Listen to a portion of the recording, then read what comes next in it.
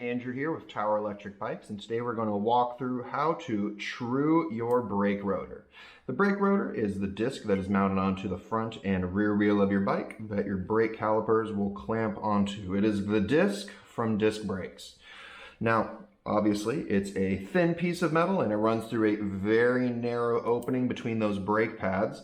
So you always want to make sure it's nice and true. But what can happen from time to time is because it's so thin and just hangs off the wheel is it can get a little bent, whether you're transporting it or bumped it against something, this rotor can bend out of place.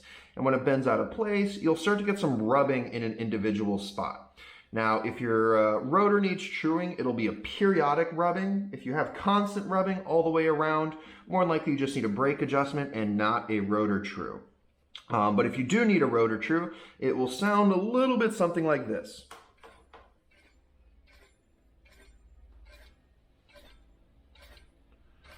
All right, as you can hear, it is not a constant noise. It is just as it rotates around and it rubs, you'll hear the sound come and go. Now, it could be a little bit louder, could be a little bit quieter. The scrape could be a little bit longer, could be a little bit shorter.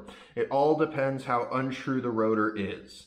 But if you do hear a periodic scrape, truing your rotor is more than likely the remedy. Now, the only tool that you will really need for this job is a rotor truing tool. I have the Park Tool DT2 here in front of me.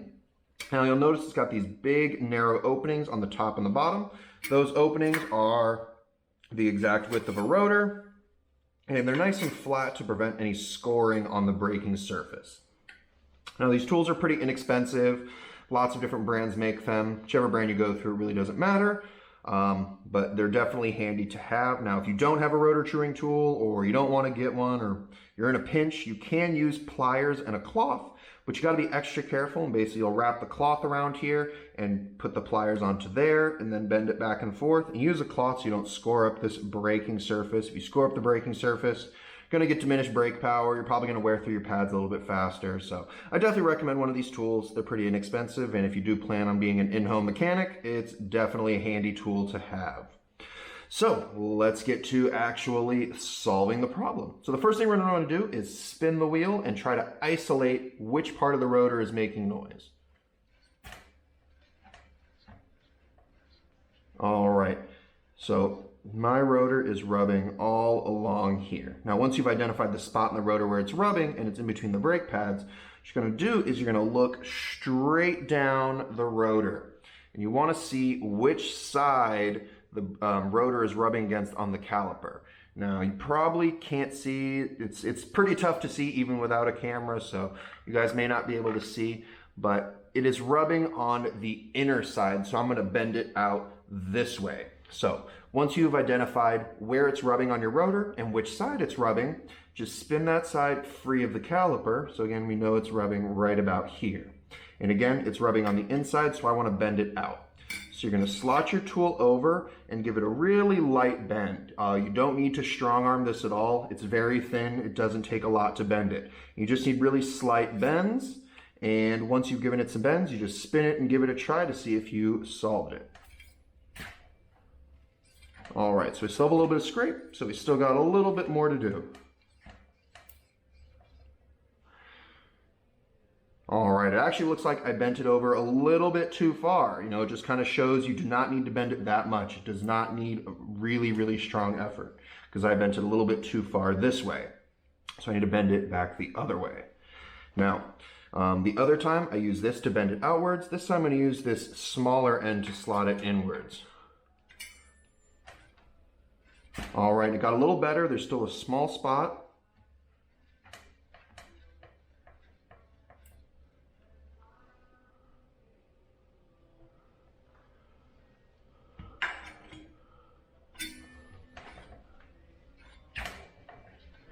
And you just repeatedly do this until it is nice and silent. Depending on the spot that's out of true, it may take a few tries to get it right.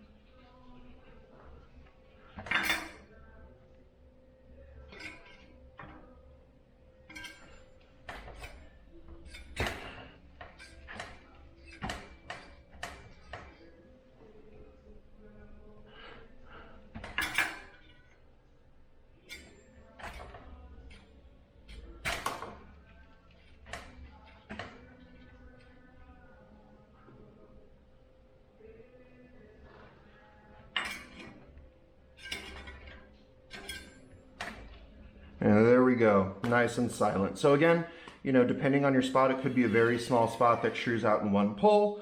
You know, it might be a little bit larger spot that takes you a few tries. Mine, I kept, you know, kind of bending it back and forth, but finally got it straight, and it is nice and silent. So that is all there is to truing your rotor. Now, if your rotor is, you know, really, really untrue and, you know, it's making noise kind of all over the place and you look down and it's kind of going back and forth between the pads, at a certain point, it's not really worth trying to get it true. You'll spend all day at it. It'll make you go crazy trying to get it, because sometimes it's just smarter to just switch the rotor. Rotors aren't very expensive. They're pretty easy to swap out. So if it's really that bad, just swap the rotor. And thanks for joining us.